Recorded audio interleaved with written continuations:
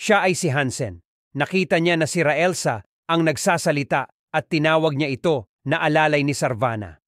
Tinanong ni Hansen kung ano ang kanyang kailangan at bakit siya pumunta ng ganong oras. Pinakita ni Raelsa ang mga ginamit niyang espada na nasira sa nakaraang linggo. Sinabi din niya na ginamit lang niya iyon pang sparring at hindi pwedeng nagbibigay siya sa Adenka family ng marurupok na kagamitan. Tinignan naman ng blacksmith ito ng maigi at may kakaibang nakita. Tinanong niya si Raelsa kung lumaban ba siya ng 9-star pataas na martial artist o kaya mage na higit pa sa 7 ang runes at humindi naman siya dito.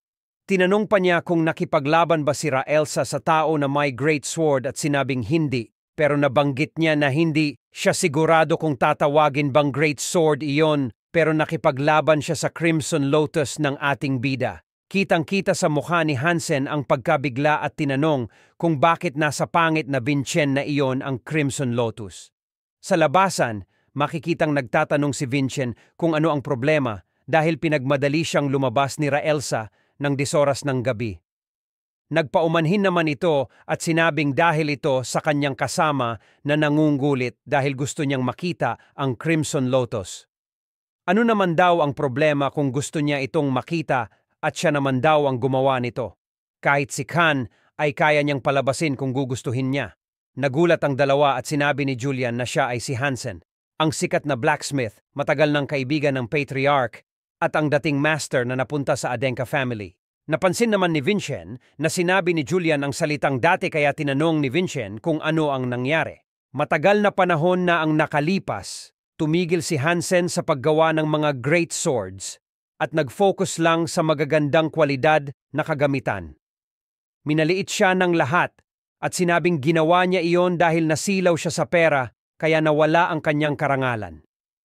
Hindi siya makapaniwala sa blacksmith at sinabing madaming tao ang nabuhay dahil sa mga gawa niyang kagamitan.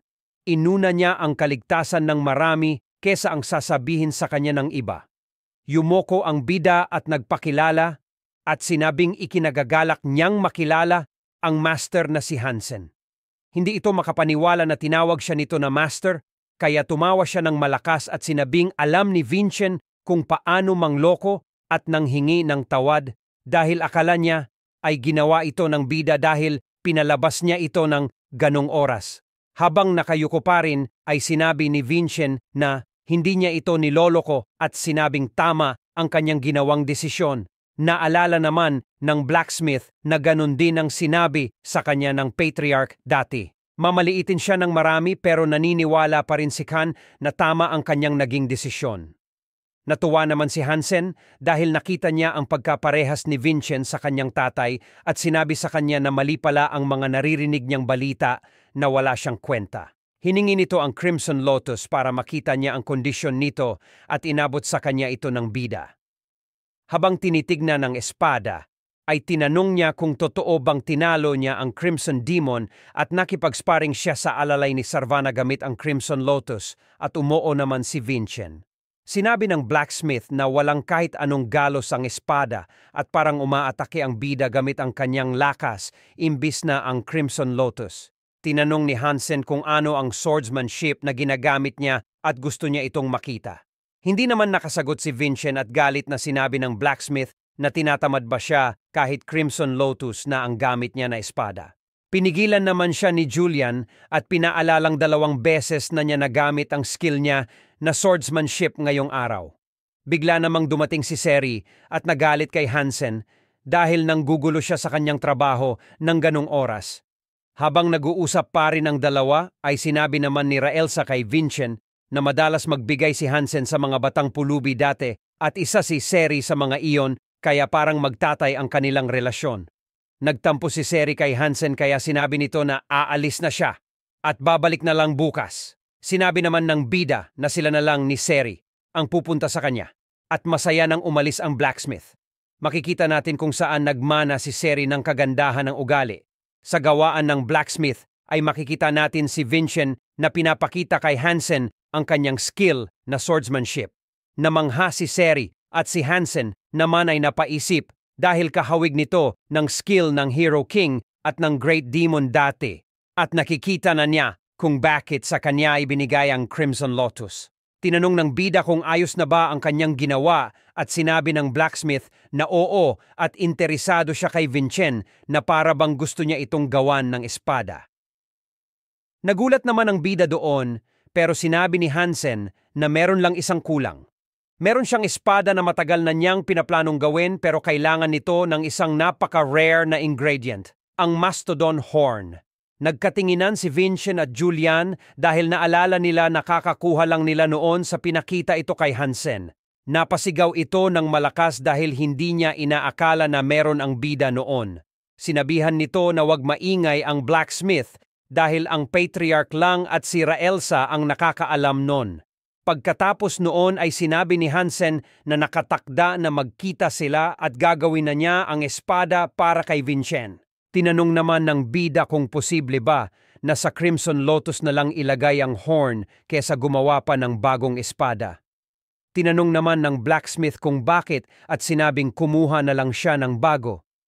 Ang Crimson Lotus ay ang nagsisimbolo ng pag-angat ng kanyang tatay at maganda naman ang pagkakagawa noon kaya napamahal na din ang bida sa espada. Pumayag naman dito si Hansen at sinabing bumalik siya pagkatapos ng 3 linggo dahil tapos na niya iyon. Laking gulat at pagtataka nila Vincent, Julian at Seri dahil makalipas ang 3 linggo ay naabutan nilang nasusunog ang workshop ni Hansen. Pinapakalma ni Vincent ang hindi mapakali na si Seri.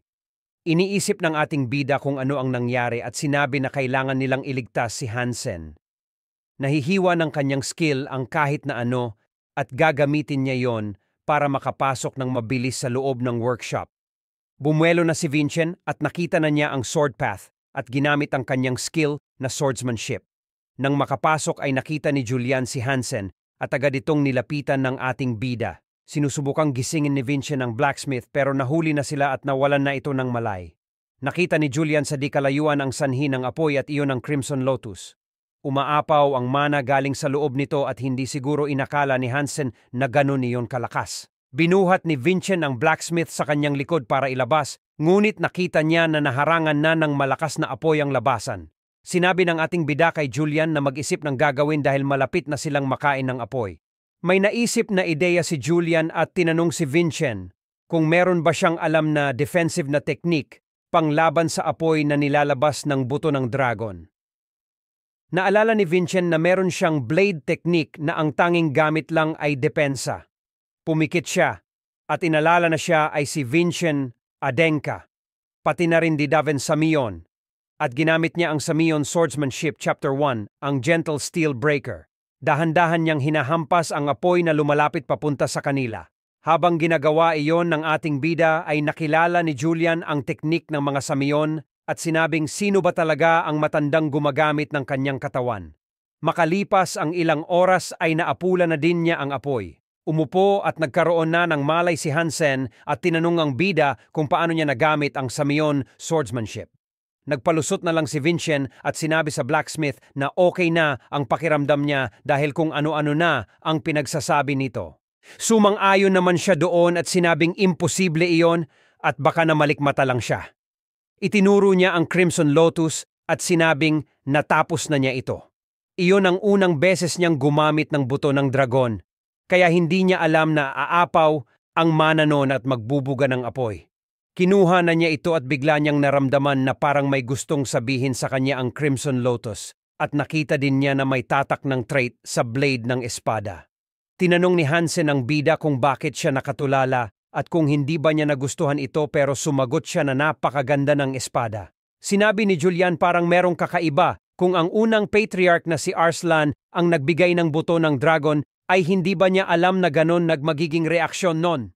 Dinagdag pa ni Julian na kung siya si Arslan ay maglalagay siya ng paalala kasama ng buto ng dragon para alam ng mga makakakuha nun kung ano ang gagawin at mas maganda na ang sunod na magagawa nila. Tinanong naman agad ni Vincent si Hansen kung pwede niya igawa ang bida ng panibagong espada at sinabi ng blacksmith na hindi talaga siguro niya nagustuhan ang una niyang ginawa. Pinaliwanag ni Vincent na nakatapos na kasi siya ng isa, kaya panatag ito na mas maganda pa ang sunod na magagawa ng blacksmith. Nag-isip si Hansen at sinabing matatagalan bago niya ito magawa dahil kailangan pa niyang linisin ang workshop niya na nasunog at wala na din siyang buto ng dragon. Napangiti ang dalawa at makikitang inabot ni Raelsa sa blacksmith ang natitirang kalahati na buto ng dragon na binigay sa kanya ni Vincent. Napasigaw naman ito ng malakas dahil hindi niya inaasahan na meron pa nito at pinatahimik siya ni Raelsa dahil ang patriarch lang daw ang nakakaalam nun. Tinanggap ng blacksmith ang trabaho at sinabi na hindi niya alam kung gaano katagal niya iyon gagawin, pero susubukan niyang gawin ang pinakamagandang dragon skeleton sword na makakaya niya. Paalis na sa workshop si Raelsa habang iniisip na muntik na niyang sukuan si Vincent dati. Pero nakikita niya ngayon na napakalaki na ng pinagbago nito at napahanga niya si Raelsa ng sobra. Nagulat si Raelsa dahil nagsorry sa kanya ang bida. Kasi binigay ni Vincent sa kanya ang kalahati ng buto ng dragon. Pero binawi din niya agad ito at tinanong kung paano siya makakabawi sa kanya. Sinabi ni Raelsa na hindi na niya kailangan gawin iyon dahil nabayaran na ni Vincent iyon 14 years ago nung pinanganak ang bida at ginawa niya ang lahat para maging isang magaling na martial artist. Sinabi ni Raelsa na wala nang mas hihigit na reward doon. Binunot ni Vincent ang kanyang espada at sinabi na kung ganon ay lalong siyang sasaya dahil ngayong araw na niya tatalunin si Raelsa at matututunan ang kanyang trait. Ngumiti naman ng masama si Raelsa at sinabi sa bida na paulit-ulit na niya itong sinasabi sa kanya. Hindi siya magiging mabait kay Vincent. Makikita na naglalaban na ang bida at si Raelsa at sinabi nito na malabo pa siyang manalo laban sa kanya. Inatake ni Raelsa ang bida at naharangan ni Vincent ang kanyang espada na katumbas daw ng 4-star na mana ang lakas. Habang nasa ere ang kalaban ay nakita ni Vincent ang sword path at umatake pero nakaiwas dito si Raelsa. Napansin niya na ibang-iba na ang flow at puwersa na ginagamit ng bida ngayon at inisip na baka galing ito sa Crimson Lotus. Inisip ni Vincent na hindi na masisira ang kanyang espada dahil inaabsorb ng Dwarf King Trait ang kahit na anong klase ng atake. Ang bagong kapangyarihan ng Crimson Lotus ay kaya nitong makuha ang trait ng gumagamit sa kanya. Sinabi ni Raelsa na lumakas ang Crimson Lotus at sinabi naman ni Vincent na dahil ito kay Master Hansen. Sineryoso na ni Raelsa ang laban at bigla na lang siyang nawala sa harapan ng bida at nagpaikot-ikot kay Vincent para malito siya. Pumikit si Vincent at pinakiramdaman niya ang ginagamit na mana ni Raelsa para gumalaw. Biglang umatake sa isang pwesto ang bida at lumitaw sa likod niya si Raelsa at sinabing mali ang kanyang hula. Napangiti ang ating bida at sinabing alam niya na mali siya at hinarang ang espada ni Raelsa gamit lamang ang kanyang kamay at sinabing alam din niya na aatakihin nito ang kanyang likod. Nabigla naman si Raelsa sa ginawa ni Vincent at sinabing nagagawa na nitong basahin ang kanyang galaw sa loob lamang ng isang buwan. Bumuelo si Vincent at ginamit ang kanyang bagong skill na Dwarf King Chapter 1, Absolute Sword Slash, at napatalsik niya ang espada ni Raelsa. Nagulat si Raelsa nang sinabi ni Vincent na pulutin niya ang kanyang espada dahil ayaw daw niyang manalo sa kalaban na walang armas. Pinagsabihan naman ni Raelsa ang bida at sinabing wag siya masyadong mayabang dahil hindi lahat ng martial artist at monsters ay hindi siya seseryosohin kagaya ng ginagawa niya. Habang naghahanda itong gamitin ang kanyang trait, ay dinagdag pa ni Raelsa na ang mga kalaban na mas malakas kay Vincent ay walang awa at pakialam sa kanya. Napahanga naman ang bida sa pinakita nitong nakakatakot na aura. Aatake na sana si Raelsa nang bigla siyang matumba at sinalo siya ni Vincent sa kanyang balikat at pinitik ang kanyang no. Sinabi niya na nasugatan na niya ito at meron na lang siyang 4 na buwan bago pumasok sa Crimson Fortress. Nabigla si Raelsa sa nangyayari at ipinaliwanag ni Vincent na kahit ginamit na niya ang Absolute Sword Slash ay imposible pa rin matamaan si Raelsa. Pero kaya ng ating bida na hiwain ang mana sa paligid niya sa tulong ng Dwarf King's power. Hindi makapaniwala si Raelsa na hiniwa ni Vincent ang mana para pigilan ang trait niya at nag-iisip kung posible ba iyon. Sinabi niya sa bida na lagi na lang nitong nalalampasan ang kanyang ekspektasyon at sinabi naman ni Vincent na dahil doon gusto na niya matanggap ang pinangako ni Raelsa. Tumayo siya at sinabi na ituturo na niya sa ating bida ang kanyang blessing na Galaxy Wanderer. Lumipat sila sa kwarto ni Vincent at makikita na nag-meditate ito at sinusubukan ang flow ng mana. Nagawa na ng bida ito sa loob lamang ng 2 araw at kagaya ng tinuro sa kanya ni Revan dati, kapag dumaloy ang mana at nagkonekta ay makukuha na niya ang blessing. Malapit na matapos ang bida ng may naramdaman na namang kakaiba si Julian at paglingon niya ay nakita niya ang Galaxy Wanderer sa kanyang tabi. Lumipat bigla ang storya sa loob ng Crimson Fortress at makikitang tinanong ng isang lalaki sa kanyang kausap na bakit hindi niya ginagalaw ang mga dokumento sa harapan niya at kung wala na naman ba siya sa wisyo. Nagreklamo naman ang babae at sinabing martial artist siya at sayang lang sa oras at talento kung panulat lang ang hinahawakan niya. Ang lalaki ay ang dean ng Crimson Fortress na si Vargo Pagoda at ang babae naman ay ang headmaster ng Crimson Fortress na si Herka Quebel. Nagulat si Herka nang makita niya ang pangalan ni Vincent sa listahan ng papasok at nakilala niya ito na galing siya sa main family at sinabing may pahirap na papasok doon. Inisip naman ni Vargo na kung siya nga ang walang kwentang 7th son ng main family ayon sa mga balita at kung sisirain niya ang pangalan ng Crimson Fortress ay gagawan na niya ito ng paraan bago pa siya makapasok doon. Bumalik na ang storya sa kwarto ng ating bida at makikita na hinipan siya ng Galaxy Wanderer sa likod. Habang nakapikit pa rin si Vincent ay sinabi sa kanya ni Raelsa na ang trait ng Galaxy Wanderer's blessing ay meron lang isang step at ito ay tinatawag na Frost Walk. Habang nag-aaral, sinabi ni Julian sa bida na ang Crimson Fortress ay mas mukhang kulungan kesa sa isang training academy. Tinuro niya ito sa mapa at sinabing nasa kabundukan iyon at malapit ito sa Samion.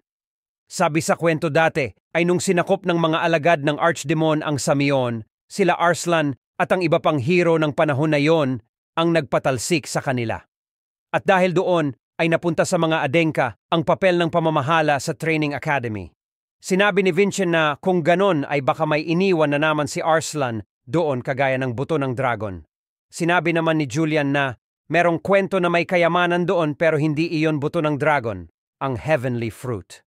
Sinasabing ito ay mas makapangyarihan pa kesa sa anong gamot sa buong mundo at meron pang mga chismis na kaya nitong buhayin ang mga patay. Hindi paniniwalaan ni Julian ang mga ganitong kwento nung nabubuhay pa siya, pero sa sitwasyon nila ngayon ay hindi malabo na totoo iyon at baka ang heavenly fruit ang sunod nila na kailangan kunin. Pwede nilang pagalingin ang nanghihinang heavenly exoskeleton ni Vincent at maiwasan ang kamatayan.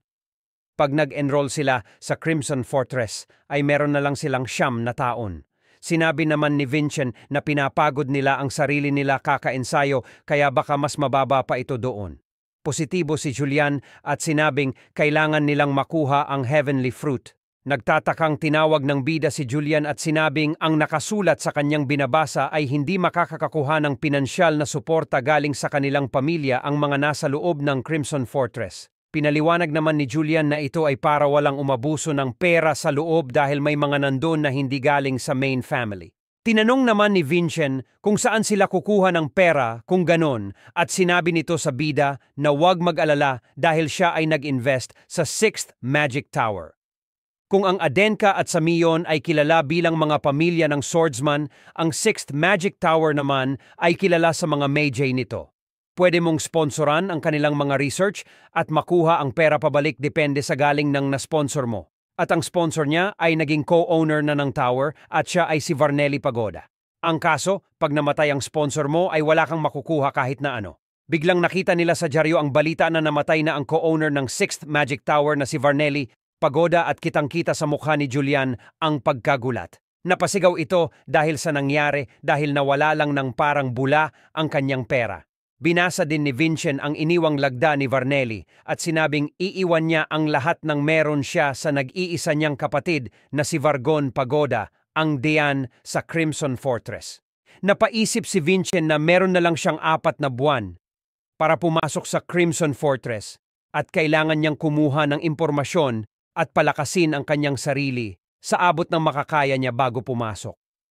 Makalis ang 4 na buwan, makikita natin si Raelsa at sinabing kailangan maglakad na lang siya simula doon at naintindihan naman ito ni Vincent.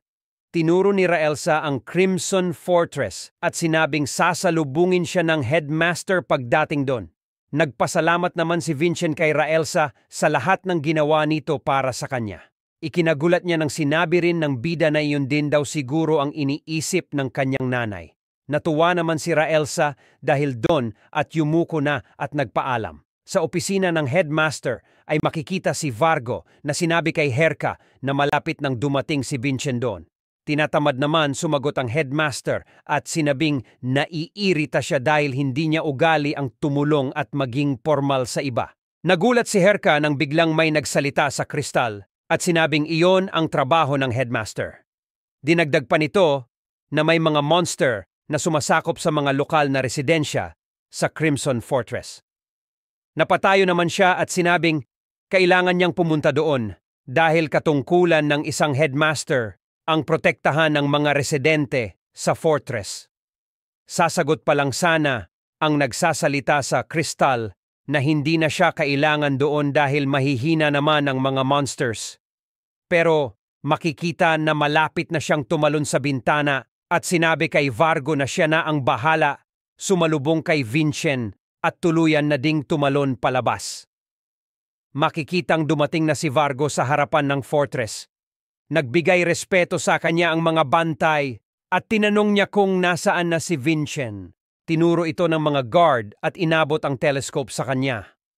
Pagkasilip ni Vargo ay laking gulat niya nang makita niya ang Grand Chamberlain na si Raelsa. Inisip nito na sabi sa mga naririnig niya ay walang kwenta daw si Vincent. Pero hindi niya inaasahan na kailangan niya ng sobrang lakas na bantay dahil doon. Tinanong naman ng guard kung hihinaan ba ng dean ang difficulty na exam ni ng bida at sumagot naman ito ng hindi at siya daw mismo ang susubok kay Vincent. Inisip nito na kailangan niyang alisin si Vincent bago pa siya makapag-enroll sa Crimson Fortress at sinigaw na uumpisahan na nila ang unang eksaminasyon, ang pagpatay sa mga illusory monster. Makikitang inaakyat na ng grupo ang bundok nang napansin ni Wilson ang Crimson Fortress at itinuro ito kay Seri. Biglang may malakas na mana na nanggaling sa fortress at naramdaman ito ng bida. Natakot ang lahat dahil may narinig silang malakas na dagundong at naisip ni Vincent na nagumpisa na ang exam. Natuwa dito ang ating bida dahil inisip niya na kailangan na din niya makita ang resulta ng kanyang training kasama si Raelsa sa nakaraang 4 na buwan at sinabing masaya niyang tinatanggap niya ang hamon ng Crimson Fortress. Lumabas ang isang malaking blue-eyed white tiger at makikitang takot na takot ang dalawa sa likod ng ating bida. Sinabi ni Vincent sa dalawa na tumakbo sila ng mabilis papunta sa Crimson Fortress pag hinabol na siya ng monster. Mabilis siyang tumakbo sa kanan at tinawag ang tiger at inalala na kung ganun pa rin ang blue-eyed white tiger na alam niya ay magre-react ito sa mabibilis na bagay.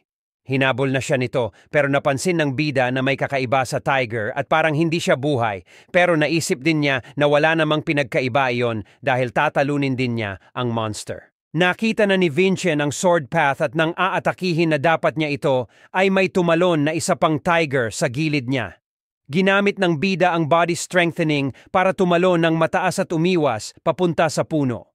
Nagulat si Julian at Vincent nang makita nila na merong 18 blue-eyed white tiger sa paligid. Sinabi ni Julian na imposibleng matalo ito, lahat ng bida gamit lamang ang 2 absolute sword slash. Napansin ng bida na merong kakaiba sa kanila dahil sa pagkakaalala niya ay hindi gumagalaw ng sama-sama ang mga blue-eyed white tiger dahil sila ay malalakas na predator. Inisip ni Julian na baka illusion sila na gawa ng magic. Nagtaka naman si Vargo kung napansin na ito ni Vincent pero sinabi niya na wala namang mag-iiba dahil high rank ang spell na ginamit niya at halos walang pinagkaiba sa illusion at totoong tiger.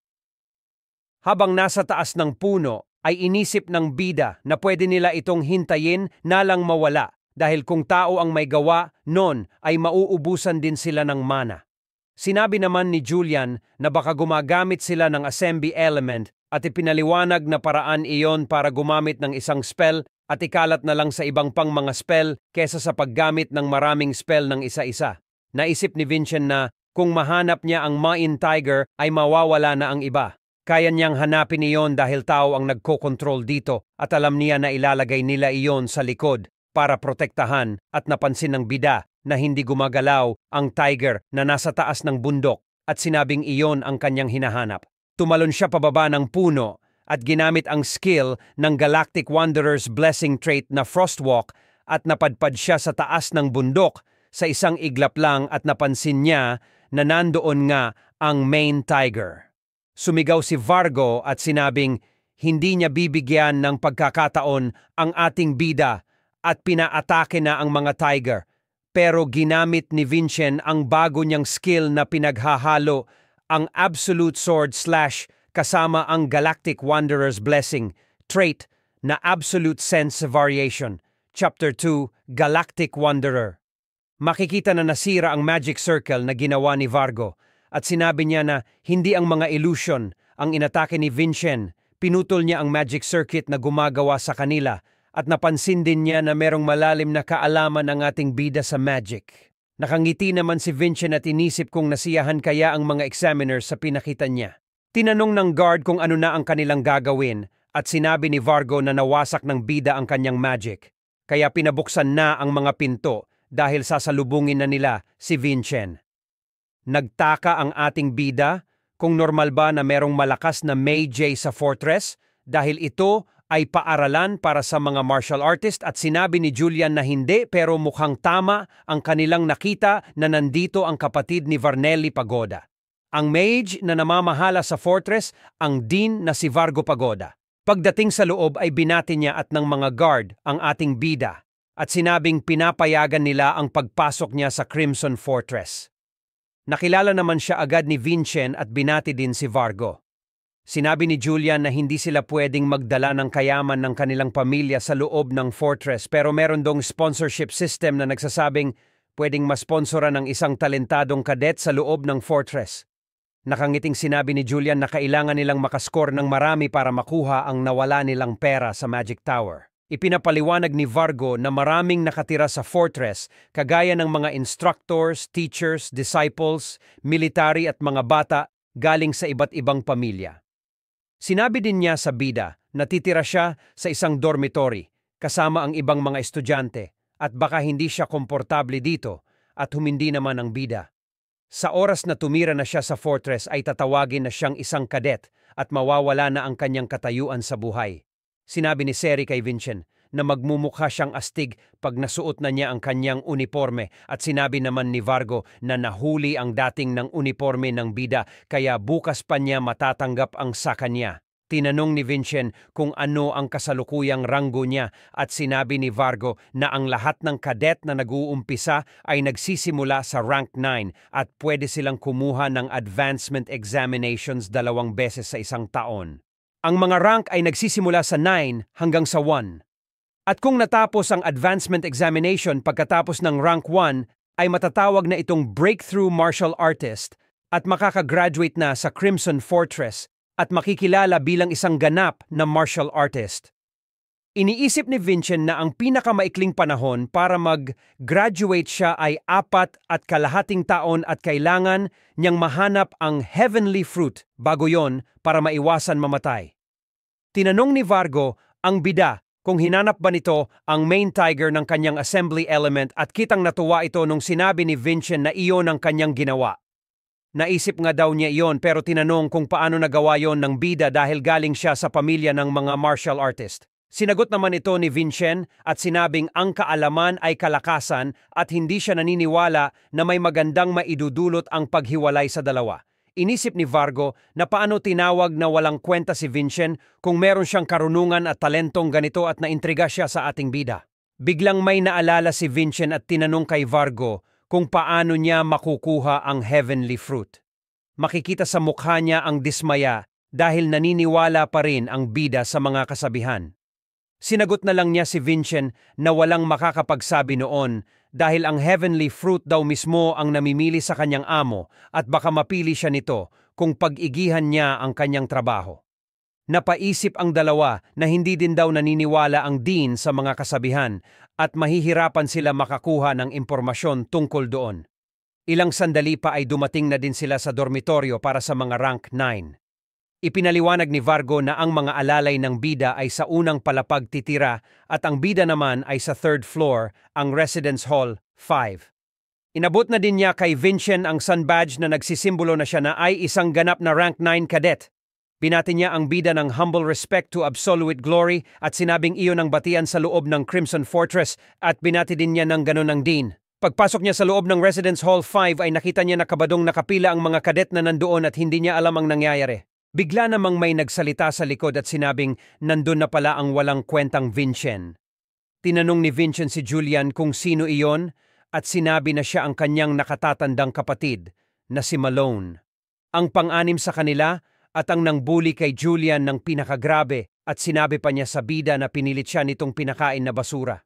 Muntik masuka si Vincent dahil nakita niya ang memorya dati ni Julian at sinabing totoo pala iyon at hindi imahinasyon. Ginagamit niya ang kanyang malaking katawan para mangbuli araw-araw at kita na kahit sa loob ng Crimson Fortress ay ganun pa rin siya. Niyuyurakan niya ang pangalan ng mga Adenka at tinanong ni Vincent kay Julian kung okay lang ba na pagalitan niya konti ito at sinabing okay lang kahit wasakin pa niya ito. Hinawakan ni ng ating bida ang kamay nito at sinabing matagal na silang hindi nagkikita at masaya siya na nagkita sila doon sa fortress. Binitawan naman niya ang kamay ni Vincent at sinabing hindi sila ganun ka-close. Paasar na sinabi ng bida sa kanya na napakatagal na niyang umalis sa kanila at rank 9 pa rin siya doon. Nairita ito sa sinabi ni Vincent at tinawag niya sa harap ang isang kadet na nagngangalang Season. Sinampal niya ito sa mukha at nag-umpisa ng pagalitan bigla. Hindi makapaniwala si Vincent sa kanyang nakita at nagtaka kung bakit may ganitong descendant si Arslan. Nagalit bigla ang bida nang makita niya na kaugali nito si Kajin at bigla niya itong sinuntok sa mukha at kitang-kita ang gulat at takot sa ibang mga kadet na nandoon. Babawian na sana siya ni Malone pero inisip ni Vincent na sa panahon na yon hindi nila binibigyan ng importansya ang martial arts at madali niya itong naiwasan at sinuntok niya ito ulit at itinumba sa lapag. Sinabi niya sa lahat ng kadet na nandun na ang takot lang na pwede niyong maramdaman bilang isang martial artist ay respeto at kailangan nilang malampasan ng takot dahil iyon ang magiging unang hakbang nila sa pagiging martial artist. Tumayo si Maloney at kitang galit na galit at sinagaw na ang lakas ng loob ng bida na hamunin siya sa loob ng residence hall habang atakihin siya galing sa likod. Madali namang nakaiwas si Vincent dito at sinabi sa kanya ni Julian na kung swertehin sila ay pwede nilang gawing oportunidad ang nangyayari. Lumipat ang storya sa isang bayan malapit sa fortress na nagngangalang Ila. Doon makikita natin na nagpapasalamat ang village chief sa headmaster dahil sa pagligtas nito sa kanila. Sinabi ng chief na dahil nandoon na rin naman siya ay pwede siyang manatili muna para uninom ng konti. Sumagot naman ang headmaster na hindi siya pwedeng umionom habang nagtatrabaho pero nakakabastos naman kung tumanggi siya. Makikita sa kanitang likod si Vargo at sinabing kailangan din niya uminom dahil na-stress siya dahil sa headmaster. Dumating na ang alak at pagkain at inulit ng headmaster. Ang ni-report sa kanya ni Vargo na pinutol lang ni Vincent ang mana ng assembly element na skill niya. Tinanong ng Dean kung wala ba talaga siyang naintindihan sa kanyang sinabi at wala talaga siyang naintindihan dahil hindi naman daw siya May-J. Sinabi ni Vargo sa headmaster na alam ni Vincent kung paano sirain ang isang spell na kahit ang 7-star martial artist na kagaya niya ay hindi alam at sinabing hindi ka paniwala iyon. Hindi naman namangha ang headmaster dahil naalala niya na ang isa pang direct descendant, si Malone, ay sinira ang buong Snowy Mountain nung examination niya at sinabing parang kaduwagan lang ang ginawa ni Vincent. Inasar pa niya si Vargo na kaya siguro siya natutuwa ay dahil may dumating na kagaya niyang duwag. Habang nagbibiruan ay may kumausap sa Dean gamit ang magic crystal at sinabi na kailangan niyang bumalik sa fortress dahil nag-request ng tagapamagitna sa kanilang sparring ang rank 9 cadet na sila Malone at Vincent. Nakabalik na ang Dean sa fortress at makikita na nagsosorry sa kanya ang rank 9 dormitory instructor na si Bronde dahil kailangan niya tawagin ang Dean dahil laban ito ng dalawang direct descendant na ni-request ni Vincent. Hindi naman nagalit ang Dean dito at sinabing simula sa araw na iyon ay kailangan niyang i-report kay Vargo ang lahat ng tungkol kay Vincent. Pinayagan na ng Dean ang dalawa na mag-umpisa mag-sparring at sinabihang na sila ay maging marangal. Nilabas ni Vincent ang kanyang espada at namukaan agad ito ni Malone. Sinabi niya kay Vincent na bakit niya ginagaya ang kanilang tatay sa paggamit ng pekeng Crimson Lotus at tinanong naman sa kanya ng bida kung mukha daw ba itong replika sa paningin niya. Umuo naman si Malone dito at ipupusta niya ang kanyang kanang kamay kung hindi iyon peke. Masama namang nakangiti ang ating bida at sinabing kailangan niyang galangin ang pangako niyang iyon. Sinabi ni Malone na papasukuin din niya ang bida at ginamit ang trait ng Daughter of Fierce Blessing na koersyon. Makikita na naapketuhan ang mga tao sa paligid nito. Sinabi ni Julian na ang trait na iyon ay pinupuno ng takot ang kanyang kalaban, pero nabigla siya nang makita niyang hindi ito tumalab kay Vincent at tinanong kung paano iyon nangyari. Sumagot naman ang bida na dahil ito sa kanyang spirit at sinabing ang isang swordsman ay hindi dapat natatakot sa ibang swordsman. Naalala ni Julian ang pinagsasabi kanina ni Vincent na ang takot lang na kailangan nilang maramdaman bilang isang martial artist ay respeto at hindi makapaniwalang tinanong kung kaya ba talagang labanan ng kalokohan na yon ang isang trait. Laking gulat ni Malone nang makita niyang hindi tinatablan si Vincent ng kanyang trait. At napansin na din ito ng iba pang nanunood. Habang sumusugod, akala ni Malone ay gumamit ng pakulo ang bida at sinabing dudurugin na lang niya ito gamit ang kanyang espada at mana. Pagka-atake ay bigla na lang nawala si Vincent sa harapan ni Malone at nagtaka ito kung saan siya napunta. Bigla na lang lumabas ang ating bida sa likod ni Malone at sinipa niya ito ng malakas at napatalsik ito ng malayo. Bigla na naman napadpad si Vincent sa harap ni Malone at naisip niya na ginagamit nito ang Frostwalk at ang body strengthening at tuluyan nang nawalan ito ng malay. Alam ng lahat na walang kwenta ang ugali ni Malone pero kahit na ganon, ang rason kaya niya napanatili ang posisyon niya bilang isang cadet representative ay dahil mas malakas siya kumpara sa ibang mga rank 9. Pero iba na ngayon, dahil kay Vincent. Makikita na umakbay si Selbira kay Bronde at tinanong kung bakit madaming tao doon. Napansin din niya na nasa lapag is Malone at nakita din niya ang kanilang Dean. Sinabi ni Bronde na si Vincent na bagong pasok sa fortress ay hindi ka panipaniwala at sinabi din niya na ang takot na kailangan lang maramdaman ng isang martial artist ay respeto. Alam naman ni Selbira na hindi pa iyon tapos dahil ang coercion ay ang trait na nakuha ni Malone nang hiwalay at iba ang kanyang blessing. Makikitang tuwang-tuwa si Julian sa nangyayari at sinabing ituloy pa ito ni Vincent pero hindi mapakali ang ating bida dahil nagawa na niyang ihulog ang espada ni Malone pero hindi pa rin tinitigil ng Dean ang kanilang laban. Makikitang biglang dumilat at tumayo si Malone at may napakalakas na mana ng umapaw galing sa kanya at ito ang blessing of the Cerebral Giant. Nabigla si Vincent dito at hindi niya napansin inatake pala siya ni Malone at tinamaan ang kanyang kanang kamay. Mayabang na sinabi ni Malone kay Vincent na iyon ay ang blessing of the Cerebral Giant's trait, ang microcurrent boost. Inalala naman ni Julian na coercion lang ang alam niya na trait nito. Sinabi ni Malone na kahit na nasa kanya na ang trait na yon pagkapanganak pa lang ay na-master lang niya ito nung pumasok siya sa fortress. Tinanong ni Vincent sa kanya kung ilang taon niya itinago ang trait na yon at sumagot siya na hindi naman niya ito tinago at nairita lang siya doon. Nagulat naman ang bida sa sinabi nito. Halatang naiinis na si Vincent at dinagdag pa ni Malone na kahit coercion lang ang gamitin niya dati ay hindi siya natatalo ng mga bata na kaedad niya at hindi na daw niya kailangan pang dumaan sa masakit at mahirap na training dahil lang doon. Nang dumating na siya sa tamang edad ay wala nang nagawa ang fortress kundi papasukin siya dahil siya ay direct descendant at hindi kagaya ng karamihan, ayaw niya magtrabaho ng parang aso. Sumigaw si Vincent at sinabihan si Malone na wag nang magsalita ng kung ano-ano. Sinabi pa ng bida na ang kapangyarihan na meron si Malone ay pinagtatrabahuhan ng iba ng buong buhay nila pero hindi nila nakukuha. Hindi na nga niya pinapansin ang responsibilidad na kasama ng kanyang kapangyarihan ay hindi rin niya pinapansin ang pagsisikap ng ibang tao at tinatapak pa niya ito. Masamang nakatingin si Vincent kay Malone at tinanong kung ano ba sa tingin niya ang reputasyon ng pagiging isang adenka. Natawa lang sa sinabi ni Vincent si Malone at sinabing dumadaldal pa rin siya kahit natustado na ang kanyang kanan na kamay at kailangan niya iyon sabihin pag natalo na niya si Malone.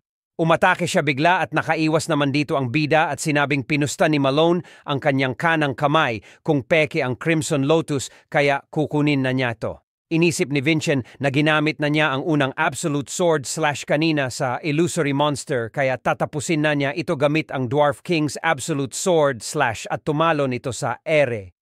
Galit na galit si Malone at inatake niya ang bida ng paulit-ulit.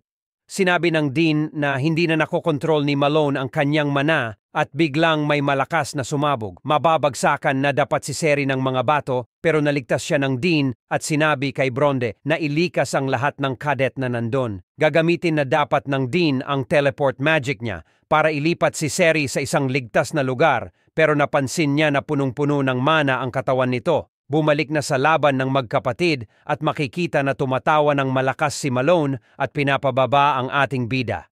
Malakas ang trait ni Malone pero madaming openings at kailangan lang ni Vincent na makakuha ng tiyempo at mapunta sa gitna ng mabilis gamit ang Frost Walk. Napatid ang bida at nasalag niya ang atake ni Malone. Hindi niya kayang gamitin ang Frost Walk na kasing tagal ng paggamit dito ni Raelsa at isang malaking hakbang na lang ang kaya niyang gawin. Bumuo ng isang mana barrier ang Dan para hindi na masyadong masira ang kapaligiran. Nangamba naman si Vincent dahil mas lumiit na ang espasyo ng kanilang paglalabanan. Natuwa naman si Malone dahil akala niya ay ginawa iyon ng Dead dahil kampi ito sa kanya. Nag-iisip si Vincent kung ano pa ang pwede niyang gawin nang bigla na lang nagsalita si Julian at sinabi na meron siyang plano. Umatake na ulit si Malone at tumalon ang bida sa taas ng mana barrier para umiwas at ang talon na iyon ang huling gamit na niya sa Frostwalk. Aatake na ulit si Malone at sinabing doon na ang kanyang libingan at bagay iyon sa kagaya niyang insekto. Nahulog si Malone sa patibong ng bida at sinira niya ang mana barrier ng Dean kaya tumama ang atake ni Malone sa kisame at dahil doon ay may mga nahulog na malalaking bato at nadaganan siya nito. Habang nakatapak sa bato na nakadagan kay Malone ay sinabi ng bida na ang pangako ng isang martial artist ay mas matimbang pa sa kahit na ano. Gamit ang espadang pinagkaloob sa kanya ng kanilang tatay ay tutuparin ni Vincent ang ipinangako ng kanyang kapatid at sinabing hindi pwede na gawing sinungaling ng nakababatang kapatid ang kanyang kuya at tuluyan ng pinutol ang kanang kamay nito.